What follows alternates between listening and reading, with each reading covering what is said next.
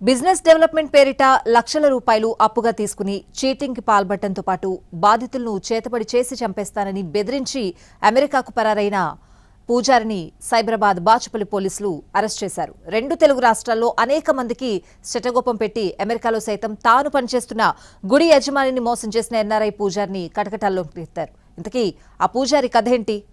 ఇక్కడ ఈ వ్యక్తిని చూడండి. ఒంటిపై అంగవస్త్రం, అచ్చం పూజారిలా ఉన్నాడు కదా. కానీ ఈ పూజారి మామూలు వ్యక్తి కాదు, ఘరానా కేటుగాడు. ఇతని పేరు చామర్తి రామలక్ష్మరావు అలియాస్ రామశర్మ. పూజల పేరుతో పూజారిగా తనను తాను పరిచయం చేసుకోవడం, ఆ తర్వాత తాను Trivedi clerical solutions private limited, Infoswan private limited లాంటి కంపెనీలో డైరెక్టర్ గా ఉన్నానని సొల్లు కబుర్లు చెప్పడం, పైగా శ్రీ గురుదత్త లక్ష్మీ నరసింహ గురువాంబికా పీఠంకు ట్రస్టీగా బిల్డప్ ఇచ్చుకుంటూ ఉంటాడు. తన భార్య Chamarthi Pramilarani Akarthya solutions private limited, Archiatech India private limited అనే ఐటీ కంపెనీలకు డైరెక్టర్ గా నమ్మిస్తాడు. అర్జెంటుగా కంపెనీ బిల్డింగ్ నిర్మాణం కోసం డబ్బులు కావాలని, వడ్డీ ఎంతైనా పర్లేదంటూ చెప్పుకొస్తాడు. పైగా డబ్బులు బంగారం ఇంట్లో ఉంటే ఏం చేస్తాయి, నాకిస్తే క్రమం తప్పకుండా డబ్బొస్తుంది, ఇంట్లో కూర్చునే డబ్బు సంపాదించొచ్చు అంటూ నమ్మించడంలో ఈ పూజారి దిట్ట. వారు బుట్టలో పడగానే ప్రామిసరీ నోట్ల మీద సంతకాలు ఎడాపెడా గీకేయడం, డబ్బు తీసుకోవడం అంతా క్షణాల్లో జరిగిపోతుంది.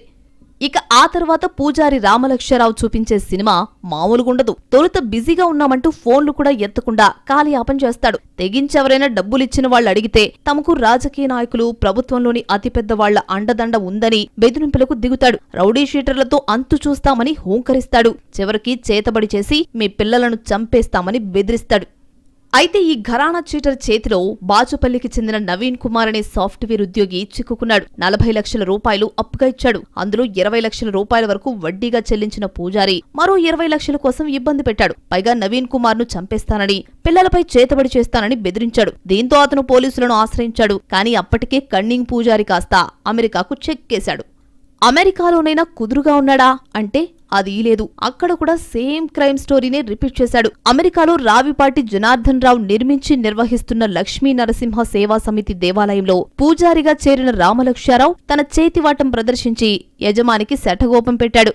గుడిపై చెడు ప్రచారం చేయడంతో పాటు దేవాలయానికి సమర్పించిన డొనేషన్లలో అవకతవకలకు పాల్పడి మోసం చేసి డబ్బును తన అకౌంట్లకు, తన కుటుంబ బంధువుల బినామీ అకౌంట్లకు బదిలీ చేసుకున్నాడు. దీంతో గుడి యజమాని ఈ ఘరానా పూజారిపై అమెరికాలో కేసులు పెట్టాడు. అమెరికాలో కేసుల భయంతో ఇండియాకి తిరిగొస్తున్న పూజారి రామలక్ష్మరావును అప్పటికే లుకౌట్ నోటీసులున్న కారణంగా ఇమిగ్రేషన్ సిబ్బంది శంషాబాద్ ఎయిర్పోర్ట్లో పట్టుకున్నారు. బాచుపల్లి పోలీసులకు అప్పగించారు.